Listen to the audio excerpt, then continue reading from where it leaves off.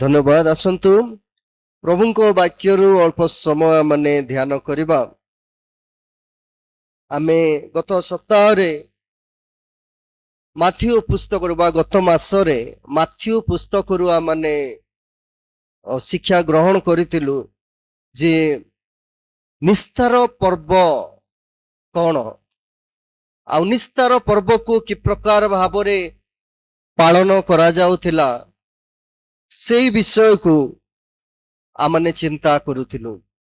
आज मध्य से अंशरू आमने अल्प समय ध्यान करिबा।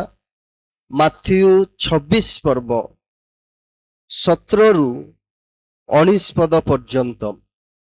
माथ्यू 26 पर्व तार 17 रु 19 पद पर्यंत आमने पाठ करिबा। आमर अनिसिमस भाई से सामना को आसी आमान को पढ़ी की साहाଯ୍य करिवे। माथ्यू 26 पर्व सामना को आसबे 17 रु 19। समस्ते जो माने बाइबल आनिछु आमे खोलिबा। माथ्यू 26 पर्व 17 रु 19।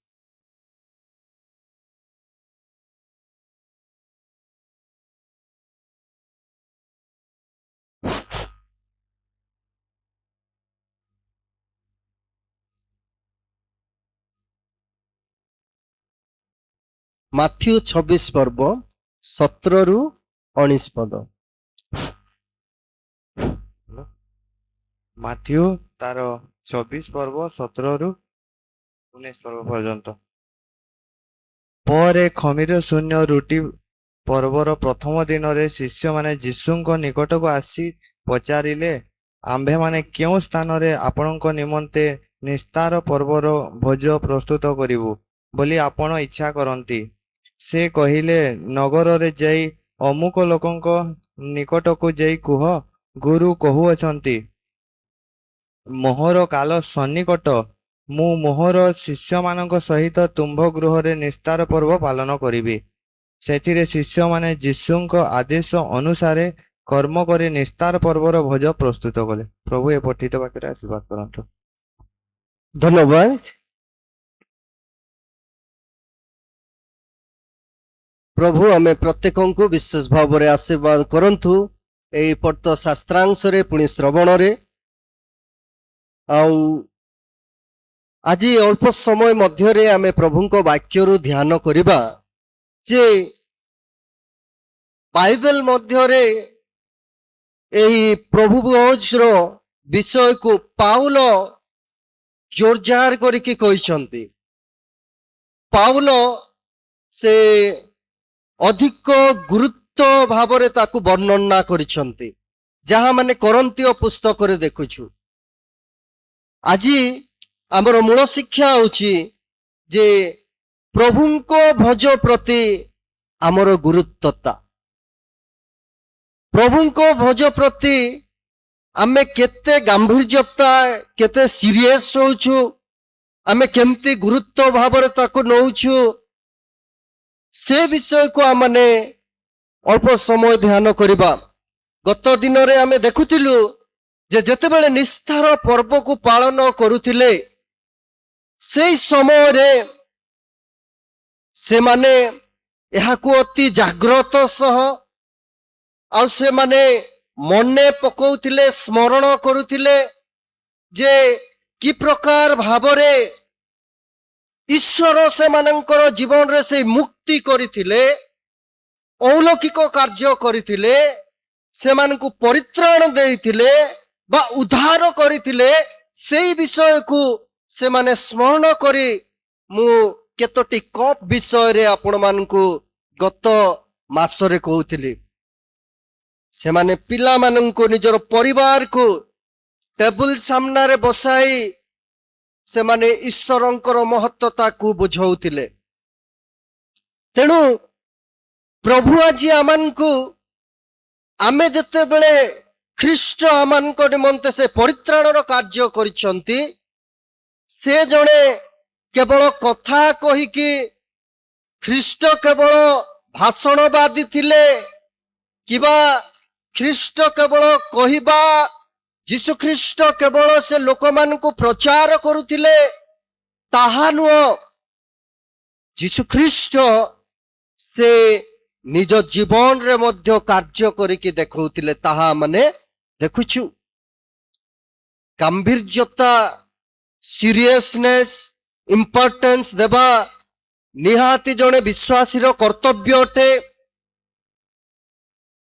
ମୋର ମନେ ପଡେ ଆମେ ଯେତେବେଳେ ଯେକୌଣସି କାର୍ଯ୍ୟ କରିଥାଉ ଆମେ ତାର ପ୍ରାଧାନ୍ୟତା, ଗାମ୍ଭୀର୍ଯ୍ୟତା, ସିରିୟସନେସ୍, ଗୁରୁତ୍ୱତାକୁ ଆମେ ନିହାତି ଦେବା ଆବଶ୍ୟକ। ଜଣେ ଇଲେକ୍ଟ୍ରିକ ଡିପାର୍ଟମେଣ୍ଟରେ ଜଣେ ଭାଇ କାମ କରୁଥିଲେ ଆମ ଏରିଆରେ। ଆଉ ସେ ଭାଇ ବହୁତ ସ୍ମାର୍ଟ, ଆଉ ସେ କରେଣ୍ଟ ଥିଲେ ମଧ୍ୟ କାର୍ଯ୍ୟ କରନ୍ତି, ଆଉ ବହୁତ ତାଙ୍କର ପରିପକ୍ୱତା ଥିଲା ବା ପରିପକ୍ୱ ଥିଲେ ସିଏ। ଦିନେ ଏମିତି ବର୍ଷା ଟାଇମ ଟିକେ ହେଇଛି, ଆଉ ଲୋକମାନଙ୍କର ୱାୟାରଟା ଛିଣ୍ଡିଗଲା। ଆଉ ସେମାନେ ତାକୁ ଡାକିଲେ, ଫୋନ କଲେ, ଆଉ ଏ ଭାଇ ଜଣକ ଗଲା। ଆଉ ସେ ଓଭର କନଫିଡେନ୍ସ, ସେ ଭାବିଲା ତାଙ୍କର ପରିପକ୍ୱତା, ତାଙ୍କର ଏକ୍ସପିରିଏନ୍ସ ସେ ଦେଖେଇବା ପାଇଁ ସେ କରେଣ୍ଟ ସବୁ ଅଛି, ଆଉ ସେ ପୋଲରେ ଚଢିଗଲା। ପୋଲରେ ଚଢିଗଲା ପରେ ପ୍ରିୟ ମୋର ପ୍ରଭୁଙ୍କର ଲୋକମାନେ, ଆଉ ସେ ଉପର ଦେଇକି ଜଷ୍ଟ ଗୋଟିଏ ଆଉ 300-400 ମିଟର ହେବ, ସେ ଉପର ଦେଇକି 11,000 ଭୋଲ୍ଟେଜର ଆଉ କରେଣ୍ଟ ୱାୟାରଟା ପାସ୍ କରିଛି। ଆଉ ସେ ଭାଇ ସେ ଜାଣିପାରିଲେ ନାହିଁ କି କଣ ହେଲା, କିବା ସିରିୟସଲି ନେଲେ ନାହିଁ। ଆଉ ଯାଇକି ଯେତେବେଳେ ସେ କରେଣ୍ଟ ୱାୟାରଟା ଟାଣିକି ଲଗେଇବା ବେଳେ ଆଉ ସେଇ କରେଣ୍ଟ ୱାୟାରରେ ହଠାତ୍ ଝୁଲିଗଲେ।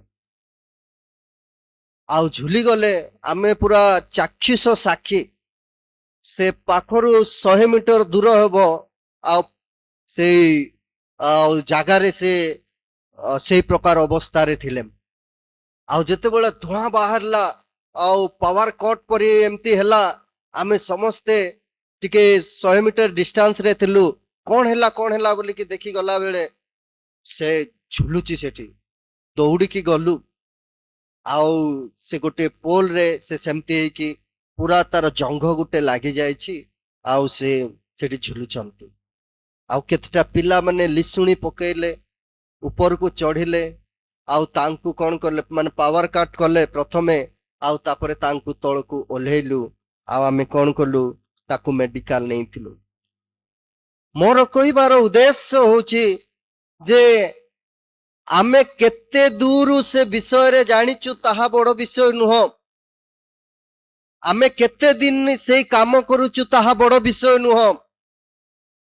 କେତେ ଦୂର ଆମେ ଗୁରୁତ୍ୱ ଦଉଛୁ ସେ ବିଷୟକୁ, କେତେ ଜାଗ୍ରତ ହଉଛୁ, କେତେ ଗାମ୍ଭୀର୍ଯ୍ୟ ନଉଛୁ, ସେଇଟା ବେଶୀ ବଡ ବିଷୟ। ତେଣୁ ପ୍ରଭୁଙ୍କ ବାକ୍ୟରେ ଆଜି ଆମମାନଙ୍କର ମୂଳ ଉଦ୍ଦେଶ୍ୟ ହଉଛି ଆମେ କେତେ ବର୍ଷ ଖ୍ରୀଷ୍ଟିଆନ ହେଇଛୁ ତାହା ବଡ ବିଷୟ ନୁହେଁ।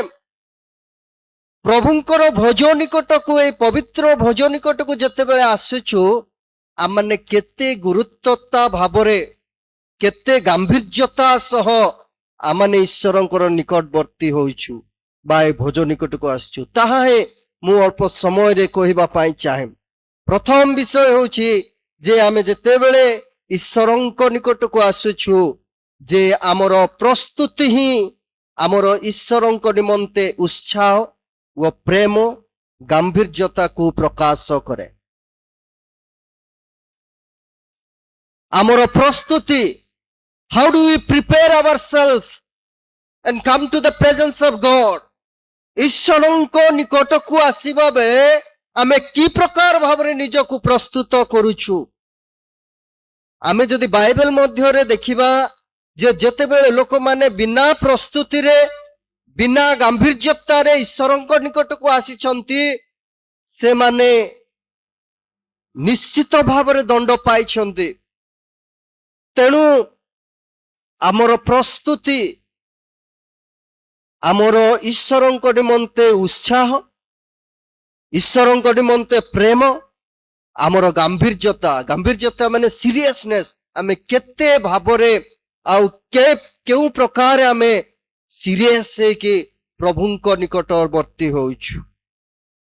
ଯୀଶୁଖ୍ରୀଷ୍ଟ ଯେତେବେଳେ ଏଇ ଖମିର ଶୂନ୍ୟ ରୁଟିର ପର୍ବ ଆସିଲା, ନିସ୍ତାର ପର୍ବ ଆସିଲା, ଯୀଶୁ କୌଣସି ପ୍ରକାରେ ସେ କହୁନାହାନ୍ତି ମୁଁ ତ ଈଶ୍ୱର, ହେରା କରିବାକୁ ଦରକାର ନାହିଁ। ସେ କହୁନାହାନ୍ତି। ଶିଷ୍ୟମାନେ ଯେତେବେଳେ ତାଙ୍କୁ ପଚାରୁଛନ୍ତି ପ୍ରଭୁ ଆମେ ଏଇ ନିସ୍ତାର ପର୍ବର ଭୋଜ ଖମିର ଶୂନ୍ୟ ରୁଟିର ପର୍ବ ଯେତେବେଳେ ହଉଛି ଆମେ ନିସ୍ତାର ପର୍ବ କୋଉଠି ପାଳନ କରିବା? ସେ ସ୍ୱୟଂ ଈଶ୍ୱର ସେ କହୁନାହାନ୍ତି ଯେ ଶିଷ୍ୟମାନଙ୍କୁ କହୁନାହାନ୍ତି ନାଇଁ ନାଇଁ ଏଇଟା ଦରକାର ନାହିଁ, ଆଉ ଆମେ କରିବା ନାହିଁ, ଆଉ ମୁଁ ହଉଛି ସେ ଈଶ୍ୱର, ଆଉ ମୋ ନିମନ୍ତେ ଏ ସବୁ ହେବ, ସେଥିପାଇଁ ତୁମେ କରିବା ଆବଶ୍ୟକ। କହୁଛନ୍ତି କି ନାହିଁ? ଆମେ ବାକ୍ୟରେ ଦେଖୁଛୁ ଯୀଶୁଖ୍ରୀଷ୍ଟ ସେ ମାଇଣ୍ଡଫୁଲ, ଯୀଶୁଖ୍ରୀଷ୍ଟଙ୍କ ଠାରେ ଥିଲା ସେଇ ଉତ୍ସାହ ସେ ପର୍ବକୁ ପାଳନ କରିବା ପାଇଁ। ଯୀଶୁଙ୍କ ଠାରେ ଥିଲା ଈଶ୍ୱରୀୟ ପ୍ରେମର ଏକ ଗୁଣକୁ ଲୋକମାନଙ୍କ ଆଗରେ ଦେଖେଇବା ପାଇଁ। ତାଙ୍କ ଠାରେ ସେ ଈଶ୍ୱରୀୟ ପ୍ରେମର ଗୁଣ ଆମେ ଦେଖିବାକୁ ପାଇପାରୁଛୁ।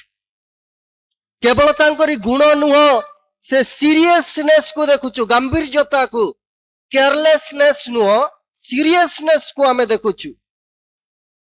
ଯୀଶୁଖ୍ରୀଷ୍ଟ ସେ କହୁଛନ୍ତି ଯେ 18 ପଦରେ ଯୀଶୁ କହିଲେ ନଗରରେ ଯାଇ ଅମୁକ ଲୋକଙ୍କ ନିକଟକୁ ଯାଇ କୁହ। ସେ କହୁନାହାନ୍ତି ଆମେ କରିବା ନାହିଁ।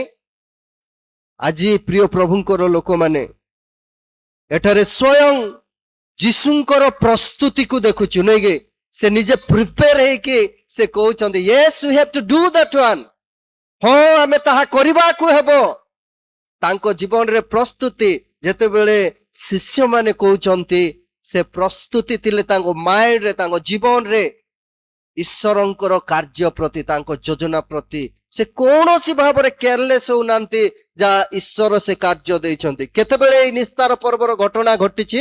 ଗତ ଦିନରେ ଦେଖିଛୁ ଏଇ ନିସ୍ତାର ପର୍ବର ଘଟଣା ସେଇ ମିଶରରେ ଯେତେବେଳେ କାର୍ଯ୍ୟ କରୁଥିଲେ ସେଇ ସମୟରେ ଘଟିଛି। କିନ୍ତୁ ଯୀଶୁଖ୍ରୀଷ୍ଟଙ୍କ ସମୟରେ 4 BC ଅର୍ଥାତ୍ ବର୍ଷ ବିତିଗଲା ପରେ ମଧ୍ୟ ଯୀଶୁଖ୍ରୀଷ୍ଟ ତାର ଗାମ୍ଭୀର୍ଯ୍ୟତାକୁ ସେ ନେଉଛନ୍ତି।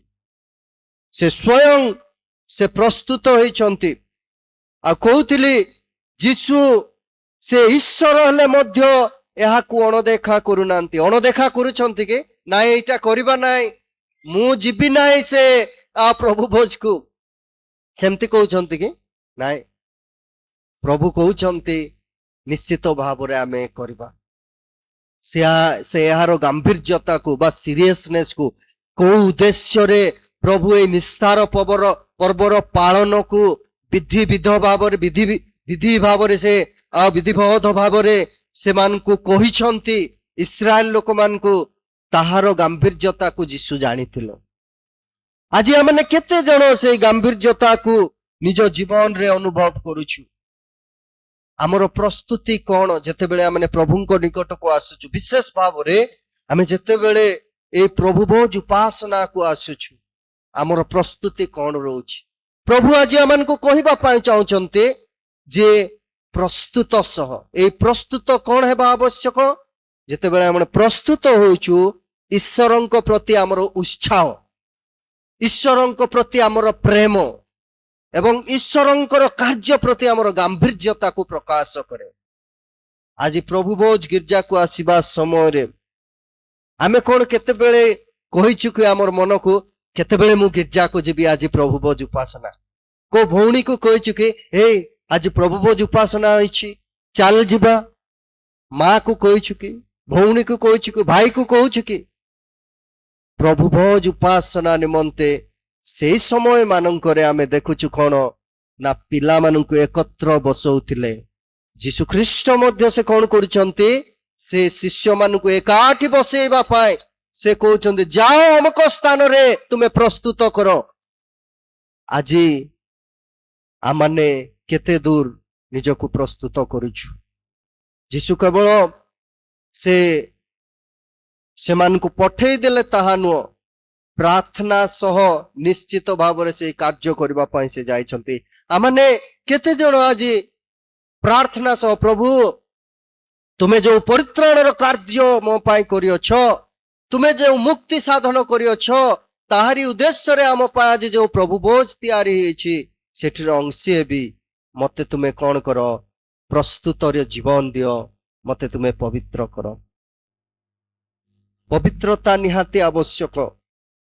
अनेक समय आमे पिलामानंकु रागी थिबा, का प्रति हिंसा हेतिबा, का सहित कलह विवाद, काकु ईर्षा करिथिबा, ए समस्त कोण आमने प्रभुंको निकटरे प्रार्थना क्षमा प्रार्थना करि आसीछु। प्रभु आज आमानकु कहउछंती जे प्रस्तुति निहाती हेबा आवश्यक। आमे जदि बाइबल मध्य रे देखुछु जे बिना प्रस्तुति रे आउ ए कार्य करा जाउ नथिला। प्रभु आमानकु ए भोजर गांभीर्यता को जानिबा पाए हेले कोन हेबा आमे प्रस्तुति हेबा आवश्यक। द्वितीय विषय आमे देखुछु जे आमर निसंदेह विश्वासर जीवन को ही ईश्वर चाहती।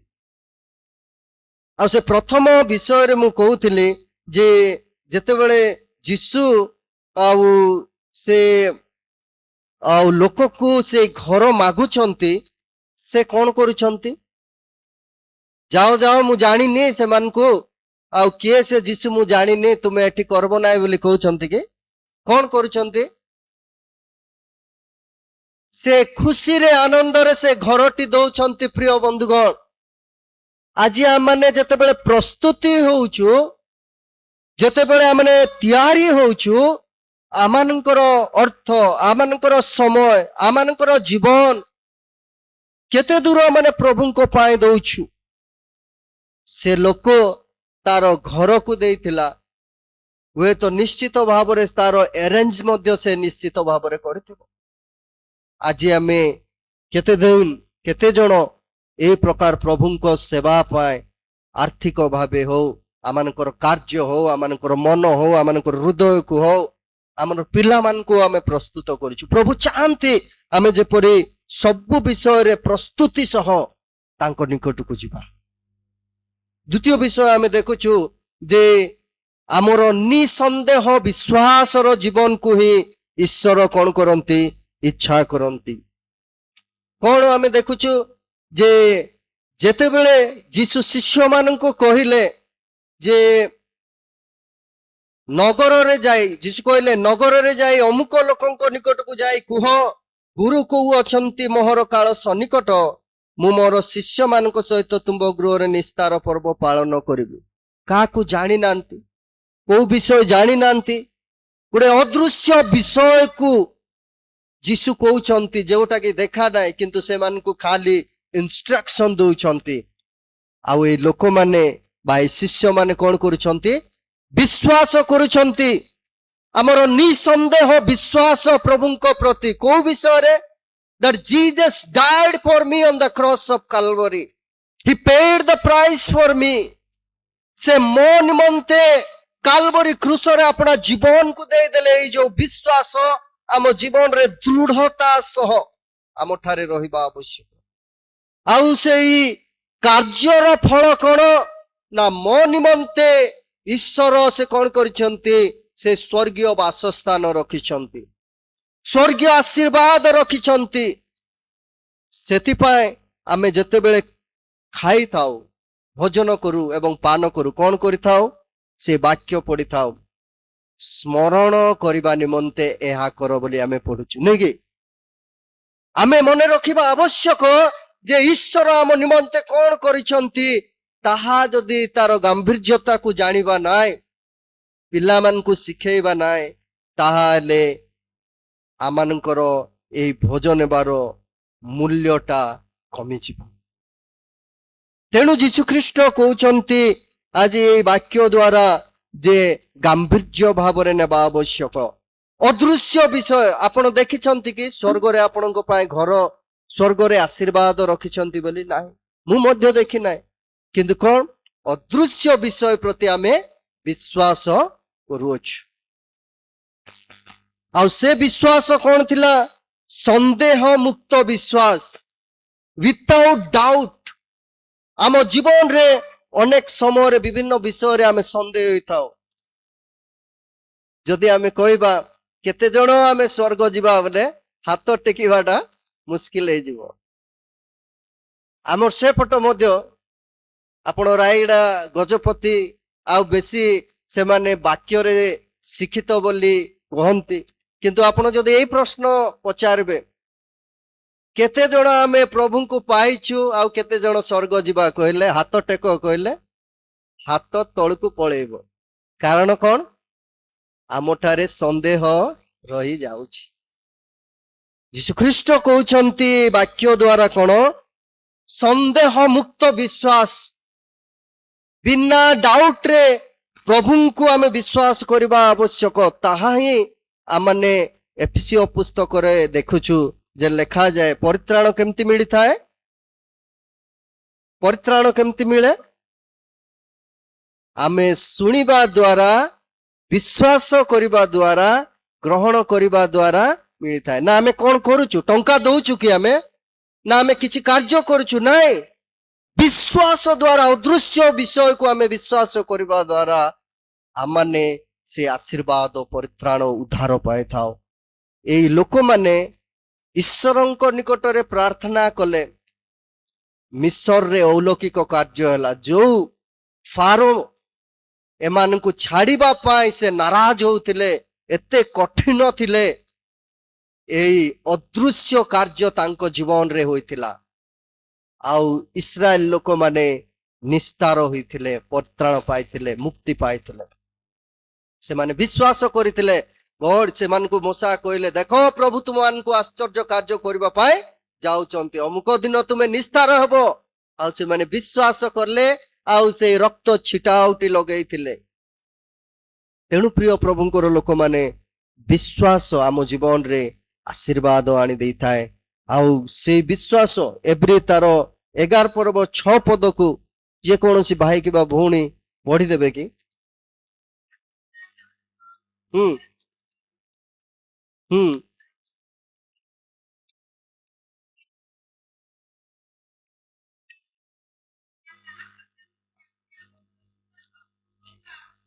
ଆମେ ନିଜେ ନିଜେ ଖୁସି ହେଇଯାଉ, ବା ମୁଁ ଗିର୍ଜାକୁ ଗଲି, ବା ମୁଁ ଆଜି ଆରାଧନା କଲି, ବା ମୁଁ ଆଜି ପ୍ରାର୍ଥନା କରିଦେଲି, ବଢିଆ ଡ୍ରେସ ପିନ୍ଧିକି ଗଲି। ଆମେ ନିଜେ ନିଜେ ହୁଏତ ଆନନ୍ଦ ହେଇଯାଇ ପାରୁଥିବା, ସନ୍ତୋଷ ହୋଇଥିବା, କିନ୍ତୁ ଆମେ ନିଜକୁ ପଚାରିବା ଆବଶ୍ୟକ ଯେ ମୁଁ ଯୋଉ ଜାଗାକୁ ଆସୁଛି କଣ ପ୍ରଭୁ ସନ୍ତୋଷ ଅଟନ୍ତି କି? କେତେବେଳେ ସେ ସନ୍ତୋଷ? ଆମେ ଯେତେବେଳେ ତାଙ୍କରି ବିଷୟକୁ ବିଶ୍ୱାସ କରିଥାଉ, ସେଇ ସମୟରେ ସେ ସନ୍ତୋଷ ହୋଇଥାନ୍ତି। ଆମେ କିଭଳି ବିଶ୍ୱାସ ନେଇ ଆସିଛୁ? ଆମେ ଡାଉଟ୍ ନେଇକି ଆସିଛୁ ନା ସମ୍ପୂର୍ଣ୍ଣ ବିଶ୍ୱାସ ନେଇକି ଆସିଛୁ? ଆମର ବିଶ୍ୱାସ କଣ ପରିତ୍ରାଣ କାର୍ଯ୍ୟ କେନ୍ଦ୍ରିତ କି ନା ଆଉ ଭିନ୍ନ ବିଷୟ? ପ୍ରଭୁ ଯେ ମତେ ଉଦ୍ଧାର କରିଛନ୍ତି, ମିଶର ଲୋକମାନେ ଯେମିତି ନିସ୍ତାର ପର୍ବ ପାଳିଥିଲେ ସେ ବିଷୟ। ଆଜି ଆମେ କଣ କଣ ପାଇଁ ଆମେ ପ୍ରଭୁ ଭୋଜ ନେଇଥାଉ? କଣ ପାଇଁ? ଆମେ ତାଙ୍କର ସନ୍ତାନ ସନ୍ତତି। ପ୍ରଭୁ ମୋ ପାଇଁ ପ୍ରାଣ ଦେଇଛନ୍ତି, ପ୍ରଭୁ ମୋ ପାଇଁ ପରିତ୍ରାଣ କାର୍ଯ୍ୟ କରିଛନ୍ତି, ଏହା ସ୍ମରଣ କରିବା ପାଇଁ ଆମେ ନେଇ ବିଶ୍ୱାସ କରି ଆମେ ପ୍ରଭୁଙ୍କୁ ପାଇଛୁ। ତାର ସ୍ମରଣ ସଦୃଶ ଆମେ କଣ କରୁଛୁ? ଏଠି ଆମେ ପ୍ରଭୁ ଭୋଜକୁ ନେଉଛୁ। ତେଣୁ ପ୍ରଭୁ ଆମଠାରେ ଏଇ ଆଶା କରନ୍ତି, ଆମେ ପରିତ୍ରାଣ କେନ୍ଦ୍ର ଏକ ବିଶ୍ୱାସରେ ବିଶ୍ୱାସ କରିବା ଆବଶ୍ୟକ। ଆପଣ କଣ ସେଇ ସ୍ୱର୍ଗୀୟ ଆଶୀର୍ବାଦ, ଯୋଉ ସ୍ୱର୍ଗୀୟ ବାସିନ୍ଦା ଆମେ ହେବା, ସିଟିଜେନ୍ସ ଅଫ ହେଭେନ ବୋଲିକି କହୁ, ସ୍ୱର୍ଗର ବାସିନ୍ଦା ହେବା, ଏଇ ବିଶ୍ୱାସ ଆପଣ ବିଶ୍ୱାସ କରନ୍ତି କି? ଆମେ ସ୍ୱର୍ଗରେ ଦିନେ ଯାଇକି ସେଇ ଦେଶରେ ରହିବା ବୋଲି ଆମେ ବିଶ୍ୱାସ କରୁଛୁ ନା ସନ୍ଦେହ କରୁଛୁ? ପ୍ରଭୁ ଆମକୁ ଏଇ ସ୍ଥାନକୁ ଆସିଲେ ସ୍ମରଣ କରେଇ ଦଉଛନ୍ତି, ତୁମେ କିଛି କରିନ, ମୁଁ ତୁମ ପାଇଁ ମୃତ୍ୟୁବରଣ କରିଛି। I died for you and paid the price. I will take you to the heaven. ସେ କହୁଛନ୍ତି ଆଉ ସ୍ମରଣ ରିମାଇଣ୍ଡ କରିବା ପାଇଁ। ତ ତାହାର ଗାମ୍ଭୀର୍ଯ୍ୟତା ଏବଂ ସେଇ ବିଶ୍ୱାସ ଆମଠାରେ ଷ୍ଟ୍ରଙ୍ଗ ହେବା ଆବଶ୍ୟକ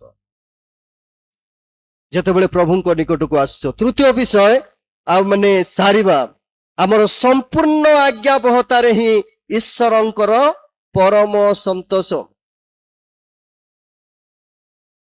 ଆମର ସମ୍ପୂର୍ଣ୍ଣ ଆଜ୍ଞାବହତାରେ ହିଁ ଈଶ୍ୱରଙ୍କର ପରମ ସନ୍ତୋଷ। ଶିଷ୍ୟମାନେ କଣ କଲେ? ଯେତେବେଳେ କହିଲେ ଯୀଶୁ, ସେମାନେ କେମିତି ପ୍ରଭୁ, ଆମେ ତ ଜାଣିନୁ ତାକୁ, କୁଆଡେ ଯିବୁ ପ୍ରଭୁ, ସେ ଲୋକ ହଁ ବୋଲିବ କି ନାହିଁ ବୋଲିବ, କଥା ହେଇଛ କି ପ୍ରଭୁ? କହିଲେ କି ନାହିଁ। ସେମାନେ ଆଜ୍ଞାବହ ହେଲେ। এই ଆଜ୍ଞାବହତା ପ୍ରଭୁ ଆମ ଠାରେ ଇଚ୍ଛା କରନ୍ତି। ଯେତେବେଳେ ଆଦମ ହବା ସେମାନେ ଆଜ୍ଞାବହ ହେଲେ ନାହିଁ, ସେମାନେ ସହଭାଗିତାରୁ କଣ ହେଲେ? ଦୂରକୁ ଚାଲିଗଲେ। ଆମେ ଯେତେବେଳେ ଆଜ୍ଞାବହତା ହଉଛୁ, କୋଉ କୋଉ ବିଷୟରେ ଆମେ ଆଜ୍ଞାବହତା ହେବା ନା ଈଶ୍ୱର ଯାହା ମାନଙ୍କୁ ତାଙ୍କ ବାକ୍ୟରେ କୁହନ୍ତି ସେ ବିଷୟରେ ଆଜ୍ଞାବହତା ହେବା। ପ୍ରାର୍ଥନାରେ, ଗିର୍ଜାରେ, ପ୍ରଭୁଙ୍କୁ ଦାନ ଦେବାରେ ଏବଂ ତାଙ୍କ ନିମନ୍ତେ ଆମେ ଯୋଉଠି ଯାଇକି ଟିକେ ଠିଆ ହେବା, ଚେୟାର ଟିକେ ପକେଇବା, ଝାଡୁ ଟିକେ କରିବେ, କବାଟ ବନ୍ଦ କରିବେ, ପ୍ରଭୁ ଯେତେବେଳେ ଠିଆ ହେଇ ପଚାରିବେ, ବାବୁରେ ମା ପ୍ରଭୁଙ୍କ ପାଇଁ କଣ କରିଛୁ? ନାଇଁ ତମକୁ ଖାଲି ଜାଣିଛି। ଓ ଯା ଯା ସେ କଣରେ ବସିଥିବ। ସେ ପଚାରିବେ ଦିନେ ଆମକୁ ଆପଣଙ୍କୁ। ସେଥିପାଇଁ ପ୍ରଭୁଙ୍କ ନିମନ୍ତେ କାର୍ଯ୍ୟ କରିବାର ଶିଖିବା। ଯଦି ଆମେ କାମ କରିପାରୁନାହୁଁ, ପ୍ରାର୍ଥନା କରିବା, ଯାଇକି ସହଭାଗିତା କରିବା, ଅନ୍ୟକୁ ସାହାଯ୍ୟ କରିବା, ପିଲାମାନଙ୍କୁ ସଣ୍ଡେ ସ୍କୁଲ ପଠେଇବା ପାଇଁ ପ୍ରାର୍ଥନା କରିବା, ଏଇ ସବୁ ପ୍ରଭୁ ଆମ ଠାରୁ ଇଚ୍ଛା କରନ୍ତି। କେବଳ ପିଲାମାନଙ୍କୁ ପରିବାର ଗଢିବା ପାଇଁ ଦେଇନାହାନ୍ତି, ପ୍ରଭୁ ଏଇଟା ଦେଇଛନ୍ତି। 127 ଗୀତରେ ଦେଖୁଛୁ ନେଇକି, ଯେ ପ୍ରଭୁ ଆମମାନଙ୍କୁ ଦେଇଛନ୍ତି, ଗିଫ୍ଟ ଅଫ ଗଡ ବୋଲି କୁହାଯାଏ। ଏହା ପ୍ରଭୁ ଦାନ ଦେଇଛନ୍ତି, କେମିତି ଯତ୍ନ ନେବା। ତେଣୁ ତୃତୀୟ ବିଷୟ, ଆମେ ପ୍ରଭୁଙ୍କର ଆଜ୍ଞାବହତା ହେବା ଆବଶ୍ୟକ। ଈଶ୍ୱରଙ୍କ ଆଜ୍ଞାବହତା ହେବାରେ ହିଁ ଈଶ୍ୱର ଆନନ୍ଦ କରନ୍ତି, ମନେ ରଖିବା ଆବଶ୍ୟକ। ଆମେ ଯଦି ପ୍ରଥମ ସାମୁଏଲ 15:22 ପଦ ପଢିବା, କୌଣସି ଭାଇ କିମ୍ବା ଭଉଣୀ ପଢନ୍ତୁ, ଭଉଣୀମାନେ ପଢୁଛନ୍ତି, ଭାଇମାନେ ବାହା କରନ୍ତୁ। ଆଗାମୀ ଦିନ ମାନଙ୍କରେ ବାପା ମାନଙ୍କୁ ମଧ୍ୟ ଟିକେ ଆମେ ଦେଖିବା ପାଇଁ ଚାହୁଁଛୁ, ବାଇବଲ ଆଣିକି ବାପା ମାନେ ବି ଟିକେ ପଢନ୍ତୁ। ପ୍ରଥମ ସାମୁଏଲ 15:22।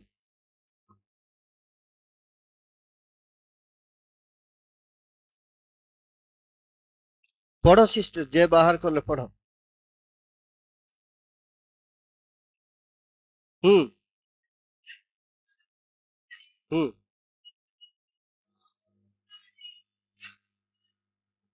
ହୁଁ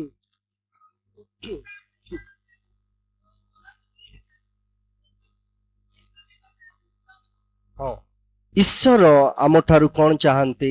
ଆମେ ଯେପରି ଆଜ୍ଞାବହ ହେବା। ହୁଏତ ସେଇଟା ଛୋଟ ବିଷୟ ହେଇପାରେ, ଆମକୁ ଛୋଟ ଲାଗୁଥିବ, ପିଲାକୁ ସଣ୍ଡେ ସ୍କୁଲ ପଠେଇବାଟା ଛୋଟ ପରି ଲାଗୁଥିବ, କିନ୍ତୁ ପ୍ରଭୁ ସେଇଟା ଚାହୁଁଛନ୍ତି। ପ୍ରଭୁଙ୍କ ପାଇଁ ଆମେ କିଛି ଅର୍ଥ ଦାନ କରିବା ପାଇଁ ପ୍ରଭୁ ଚାହାନ୍ତି। ଆମକୁ ଲାଗୁଥିବ ଏଟା ଦେବି କି, କିନ୍ତୁ ପ୍ରଭୁ ସେଇଟା ହିଁ ଚାହୁଁଛନ୍ତି। ହୁଏତ ପ୍ରଭୁ ଆମ ଠାରୁ କଣ ଚାହୁଁଛନ୍ତି? ମୋ ସାଙ୍ଗକୁ କାହିଁକି ମୁଁ କହିବି, କିନ୍ତୁ ପ୍ରଭୁ ଚାହୁଁଛନ୍ତି ତୁମେ ସେଇ ଛୋଟ ବିଷୟ ହିଁ କର। ଅନ୍ୟକୁ ସାହାଯ୍ୟ କରିବା, ନିଜର ଜୀବନ ଦେଇ। ଆଉ ଆମେ ଗାଇଥାଉ ନା, ସବୁବେଳେ ମୁଁ କହିଥାଏ, ଦେଖି ଆମ ପ୍ରେମ ଏ ଜଗତ ଜାଣୁ ଆମେ ଯୀଶୁଙ୍କର।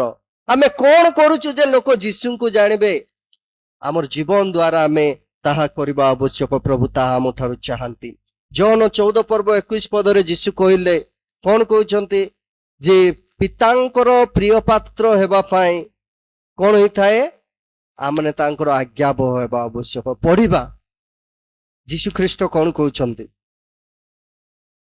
ଜଲ୍ଦି ପଢିବା, ଆମେ ସମାପ୍ତ କରିବା। ହୁଁ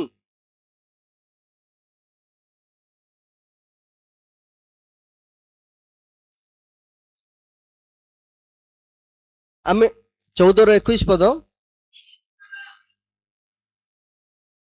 ହୁଁ ହଁ।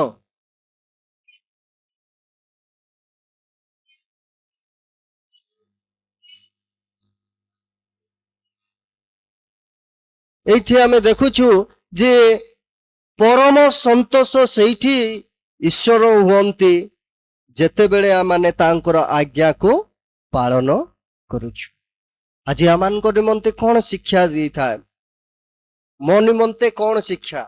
ଆମେ ଦେଖୁଥିବା ଯେ ଲେଖା ଯାଉଛି କଣ? ଆମର ହୃଦୟକୁ ପ୍ରଭୁଙ୍କ ପାଇଁ ପ୍ରସ୍ତୁତ ରଖିବା, ନାଇକି? ଆମେ କଣ ପ୍ରସ୍ତୁତର ଜୀବନ ଆମର ସବୁ ବିଷୟରେ ପ୍ରସ୍ତୁତରେ ଆସିଛୁ କି? ଆମେ ଈଶ୍ୱରଙ୍କ ପ୍ରତି ଆମର ପ୍ରକୃତ ପ୍ରେମକୁ ପରିପ୍ରକାଶ ଆମମାନେ କରିଥାଉ ପ୍ରସ୍ତୁତି ଦ୍ୱାରା। ଆଜି ପ୍ରଭୁ ଆମମାନଙ୍କ ନିମନ୍ତେ ଶିକ୍ଷା ଦିଅନ୍ତି ଅଦୃଶ୍ୟ ଅଜ୍ଞାତ ବିଷୟ ଯାହାକି ଆମେ ଜାଣିନାଉ, ସେ ଉପରେ ବିଶ୍ୱାସ ରଖିବା ଦ୍ୱାରା ଆମେ ନିଃସନ୍ଦେହ ଜୀବନ ଯାପନ କରିଥାଉ। କଣ ନିଃସନ୍ଦେହ? ନା ପ୍ରଭୁ ମୋର ପାଇଁ ଆଶୀର୍ବାଦ ରଖିଛନ୍ତି, ପ୍ରଭୁ ମୋ ପାଇଁ ସେ ମହାନ ବିଷୟ ରଖିଛନ୍ତି। ନିଃସନ୍ଦେହରେ ଆଉ ନିଃସନ୍ଦେହରେ ୟେସ୍, ଆଜି ଯଦି ମୁଁ ମରିଯିବି ମୁଁ ସ୍ୱର୍ଗକୁ ଯିବି, ଏଇ ନିଃସନ୍ଦେହ ଜୀବନ ଯାପନ ଆମେ କାଟି ପାରିବା କେତେବେଳେ? ଅଜ୍ଞାତ ଅଦୃଶ୍ୟ ବିଷୟ ପ୍ରତି ଆମେ ଯେତେବେଳେ ଦୃଢ ବିଶ୍ୱାସ କରୁଛୁ। କଣ ଶିକ୍ଷା ଦିଏ ଶେଷ ବିଷୟ ଦେଖୁଛୁ? ସମ୍ପୂର୍ଣ୍ଣ ଆଜ୍ଞାବହତା ଦ୍ୱାରା ଆମେ ଈଶ୍ୱରଙ୍କୁ ପରମ ସନ୍ତୋଷ ପ୍ରଦାନ କରିଥାଉ। ଆମର କଣ କାର୍ଯ୍ୟ ଦ୍ୱାରା ପ୍ରଭୁ ଆନନ୍ଦ ହେଇଥାନ୍ତି, ସନ୍ତୋଷ ହେଇଥାନ୍ତି? ଆମେ ତାଙ୍କର ଆଜ୍ଞାବହତା ହେବା ଦ୍ୱାରା। ତେଣୁ ପ୍ରଭୁ ଆମେ ପ୍ରତ୍ୟେକଙ୍କୁ ଆଶୀର୍ବାଦ କରନ୍ତୁ। ଏଇ ସିରିୟସନେସ୍ କୁ ଜାଣିବା ଆବଶ୍ୟକ। କଣ କଣ? ନା ପ୍ରଥମ ବିଷୟ, ଯୀଶୁ ନିଜେ କଣ କଲେ? ନା ପ୍ରସ୍ତୁତି ହେଇଥିଲେ। କଣ? ଉତ୍ସାହ, ପ୍ରେମ ଏବଂ ତାଙ୍କର ଗାମ୍ଭୀର୍ଯ୍ୟତା ଆମେ ଦେଖୁଛୁ, ପ୍ରସ୍ତୁତି ହେଇକି ଆସିଥିଲେ। ଦ୍ୱିତୀୟରେ ଆମେ ଦେଖୁଛୁ ଯେ ନିଃସନ୍ଦେହ ବିଶ୍ୱାସ ଜୀବନକୁ ହିଁ ଈଶ୍ୱର ଚାହାନ୍ତି। ଆମେ ଯେତେବେଳେ ଆସୁଛୁ ପ୍ରଭୁ ମୋ ପାଇଁ ପରିତ୍ରାଣର କାର୍ଯ୍ୟ କରିଛନ୍ତି, ଏହି ବିଶ୍ୱାସ ମଧ୍ୟ ରହିବା ଆବଶ୍ୟକ। ଆଉ ତାଙ୍କର ଆଜ୍ଞାବହତା ହେବା ଆବଶ୍ୟକ, ଯୋଦ୍ୱାରା ପ୍ରଭୁ ସେ ଏହି ଯେଉଁ ମହାନ କାର୍ଯ୍ୟ କରିଛନ୍ତି ତାହାର ସତ୍ୟତା ମହାନତା ଆମମାନେ ଯେତେବେଳେ ଆସୁଛୁ ପ୍ରଭୁଙ୍କ ନିକଟକୁ ଭୋଜ ପାଏ, ପ୍ରଭୁ ଆମମାନଙ୍କୁ ସେ କଥା କହିବେ। ପ୍ରଭୁ ଏହି ବାକ୍ୟ ଦେଇ ଆଶୀର୍ବାଦ କରନ୍ତୁ।